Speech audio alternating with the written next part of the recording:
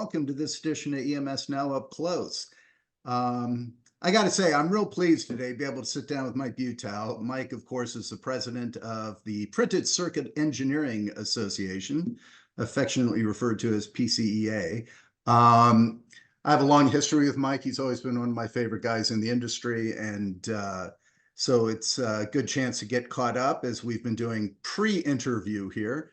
But I wanted to talk to Mike mostly about the Service Excellence Awards program that he does and runs. It is, but before we get into that, let me just say, Mike, hello, and thanks for agreeing to do this. My pleasure, Eric. It's great to talk with you. Yeah. Listen, service, it's, every year there's various awards programs throughout the industry. Everybody loves getting awards, as we saw this last weekend with the Oscars, right? The Service Excellence Awards are one that's near and dear to my heart that I have some familiarity with, and it's specific to EMS and has grown. I also know that you recently announced your 2024 winners for the New Product Introduction Awards, right? So those have been released. So you're kind of the Mr. Awards guy in the industry, it sounds like, with these two programs. So tell me about the SEAs, get us caught up, what's happening, timelines, who's involved, all that good stuff. Right. So although, Mr. Awards guy, I'm not sure. I mean, I guess that's a positive thing, right? You're the bearer of good news, usually. For the winners. Yeah. So, we don't have quite all the pomp and circumstance as, the Oscars, the Grammys, anything like that, as you know. There's no Rock and Roll Hall of Fame. There's no, Cheap Trick or Aerosmith in the background playing when we announced. But for our industry, we feel that the Service Excellence Awards are really the epitome of what an awards program should be. And that is because it is determined exclusively by, a registrant's customers. This is a program that has gone on for, we're in our 32nd year now. It's founded in 1993. Your former employer, Tech Forecasters, and Eric and I, his background, worked on this. It was really actually my predecessor more than me. Years and years ago, it was when it was founded. And, it was founded to support electronics manufacturing services companies. In fact, again, kind of we're dating ourselves, but back then they were mostly called contract assemblers, right? I mean, it was, the term EMS, as far as I can tell, didn't really come about until maybe around 1992, 93. So right about that time that we started to produce these awards was when that term started being used.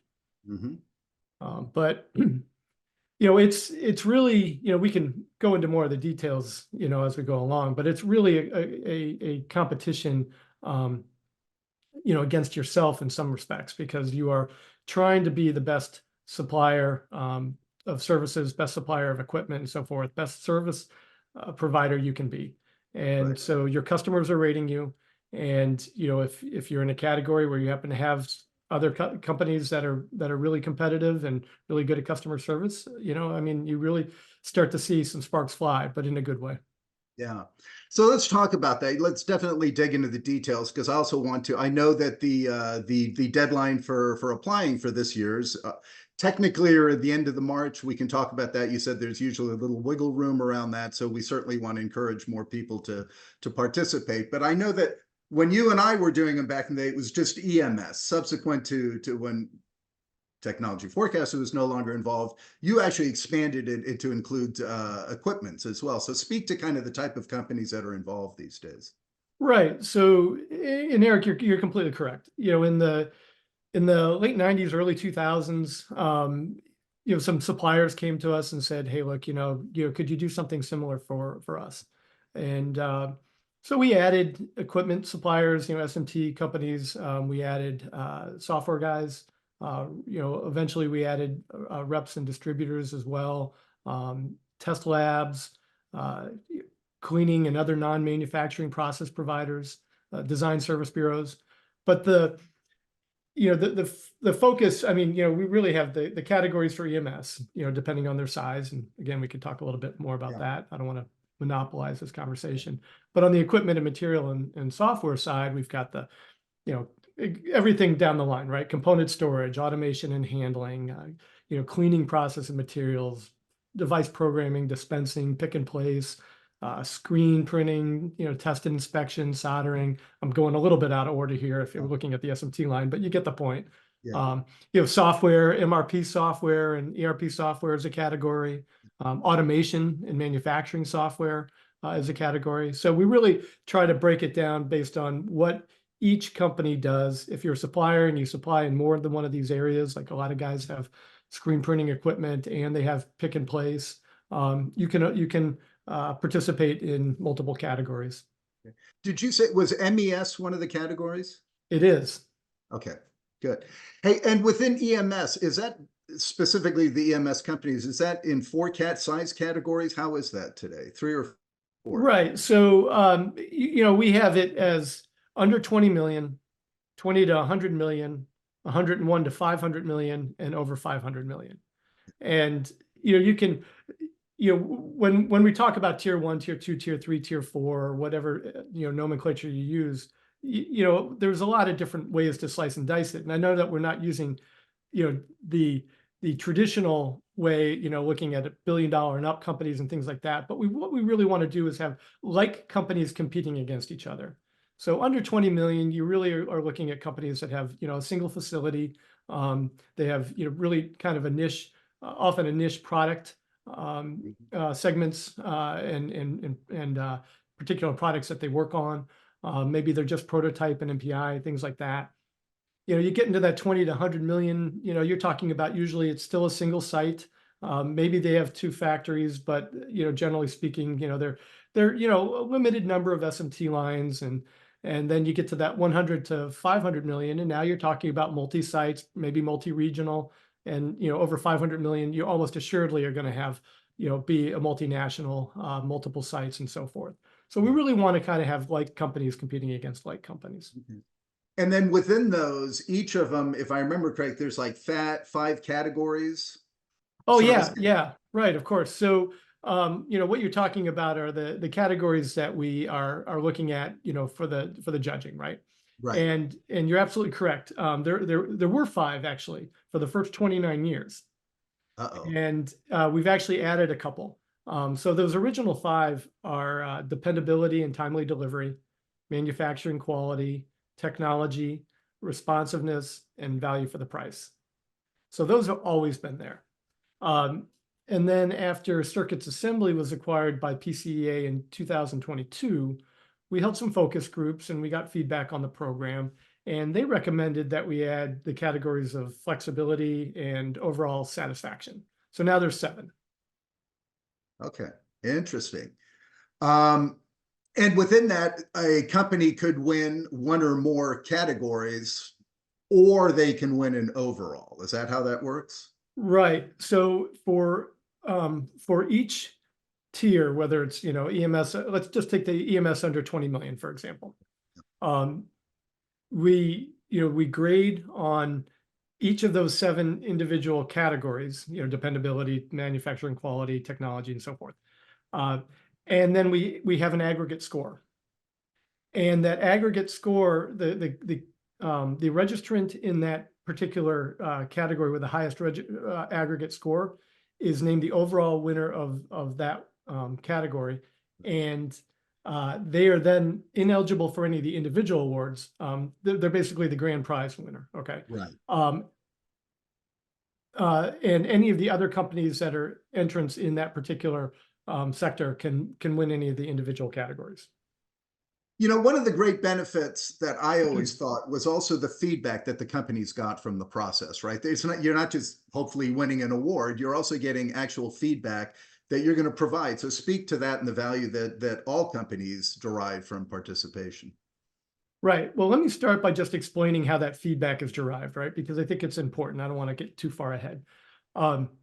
So when a company registers for the SEAs, they supply a list of 7 to 15 customers, depending on their particular size. And all those company names are always kept strictly confidential.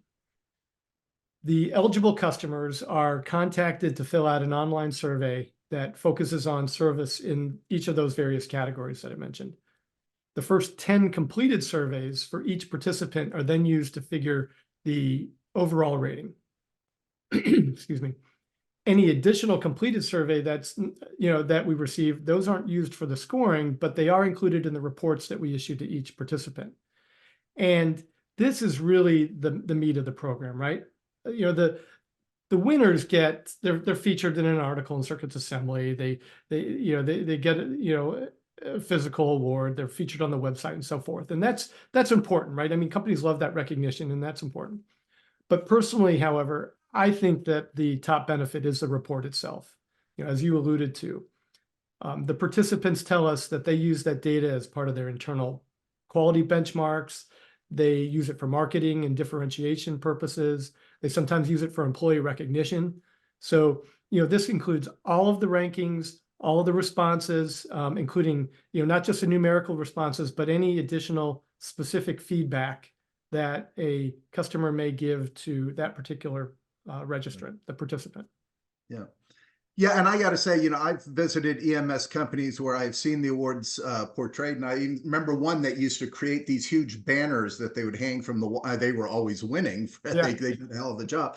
But I remember going in; it was really a point of pride for them, right? And it really kind of underscored the value, and I probably helped them in the sales and marketing department. There's no question that companies do use this as part of their their external promotion. As well they should, right? I mean, it's hard to win. I mean, it is really hard to win. And I mean, I might be shooting myself in the foot by saying that, but you're going against a lot of companies that are also trying really hard. We're in a service business. I don't want to diminish how important it is to be able to take a design and build that part. Okay, I mean that's we kind of ignore how complex that is, but your ability to communicate. Your ability to understand what your customer is saying and give them what they're looking for in the format and the way that they want it. Your ability to price things appropriately. I mean, all these things are talents. These are skills. They are developed over time. That's one reason why we don't allow any companies that have been in business for fewer than 3 years to participate, because it's just there's not enough of a history yet with any customers to really know who this company is. We're not looking for the shiny new toy. We're looking for companies that day in, day out can provide excellent service. And that really is a commitment. It's hard to do. No. I didn't realize you had that as a 3-year, that minimum 3-year. That makes complete sense, though. And and what I said at the beginning, I like it because it's the voice of the customer that's this. This isn't a panel of experts. I know in some awards programs that's what it is because it has to be, right? Mm-hmm. But in the way you have these structured, I think the great value is it's to me a very objective way of looking at it, right? And that makes sense. I argue that it's one of these things that you can't lose, right? I mean, my younger son, runs track, and he's no superstar. He's okay, but I'm always telling him, hey, look, you're always running against yourself. Okay, you're always trying to beat yourself. If you can do that, you're doing something right, whether or not you end up on the podium. And I really think the same thing is here. This is an established, recognized program for soliciting customer feedback, and we have a good response rate. People actually take the time to fill out the survey, which is not small. Okay, I mean, there's a lot of data points that we're collecting, but that if somebody takes the time to fill this out, if they take the time to comment, they feel strongly about you one way or the other. That's usable, actionable information, in my opinion. Yeah, no, and it's different. I remember back in the day, people would say, "Oh, our program managers talk to our customers all the time," right? But of course they do. But we always could tell, and I remember customers telling us back then, we're hearing somewhat different with the SEA awards because it's objective. It is a third party, and people tend to be a little more candid there. So not sitting on the floor, talking with folks while they're having direct conversations with their customers, it's a little hard to know. Right. But I would tell you that there does tend to be a high level of candor. We have heard from folks both positively and negatively from time to time. Hey, look, I was a little bit surprised at the feedback, but I guess it means that we have to work harder in this area. Or, oh, wow, like we weren't really sure about where we stood with this guy. And it turns out, we got straight sevens from them, like perfect scores, so, it can go both ways. But again, I'm like, if you're interested in continuing improvement, Yeah. okay, and everybody in our industry should be, then this is one way to quantify it. Exactly right. Now, tell me, is it still the case that you do a donation out of this as well? It used to be was it the Charles Hutchins? Right. So yeah, so we did do that for 20 something years, almost 30 years. We actually made a donation a few years ago to the IPC Educational Foundation when they launched that. So we've started to spread it around a bit. But the goal here is that this isn't supposed to be a moneymaker or anything like this. This is a program that we offer as a service to customers, to give them recognition where it's due, to help them, with their own internal benchmarking as they see fit. And, if we have a little bit left over that we can donate to an appropriate cause, then we do so. Yeah. Yeah, and that's a good point to underscore, lest it be misunderstood when we finish here. There is a cost for participating. This isn't a free service that Mike and his team are providing to the industry. There is a cost for participating, but it is certainly, as Mike just said, certainly well worth the investment, and it's not a big money maker for them. It's not intended to be. Right. I mean, the cost to participate would be, less than it would cost you to fly to go visit a customer in most cases. And hopefully this helps you, this saves you from having to take that trip. Right. So now tell us about deadlines or how people register to participate. Right. So the registration can take place right through the circuitsassembly.com website. You can just, click on the link to Service Excellence Awards. And the last day to register is March 25th, 2024. Although, if we sometimes hear from companies saying, hey, look, we plan to get the registration in, we're just still getting the final approval and so forth. And so, and we don't need the customer names for a few weeks after that. So it's not an immediate thing. Okay. And then the awards will be distributed or announced when and where? So we've changed that format. We used to do everything at the beginning of the year. Now we're doing them toward the end. So we've settled on Surface Mount Technology Association's SMTAI show as our preferred award spot. And we plan to have, the last couple of years, we've had a ceremony there. We plan to do that again this year. We certainly appreciate all of their generosity in allowing us to use their conference to announce these.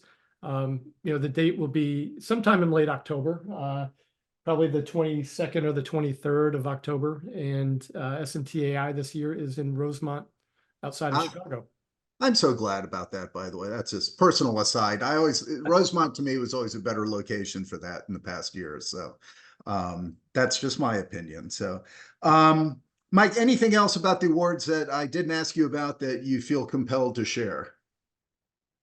Not particularly. I mean, I think that, I'm grateful to you for having me on and talking about this, because I really do think that, this is the toughest award out there to win. And that makes it, in my opinion, the most meaningful and the most valuable. Yeah, no, absolutely. And for those watching, check it out on the Circuits Assembly website to see the category. As he indicated, even though there's a deadline of March 25th, which is almost 12 days from now, there's a little slippery. If you want to participate, can't meet it, reach out to Mike, right? At least communicate that to them so you can work with them. And I wanted to talk to Mike because I hold these awards in high regard, as I do Mike, and I think it's been a great service for the industry for many years, and I'm glad it continues. So, Mike, thanks for all the good work you do for the industry, and thank you for sharing with us today. Sure. Folks who want to learn more, they can email me at mike@pcea.net. And Eric, I can't thank you enough for your time. Anytime, my man. Take care. Thanks.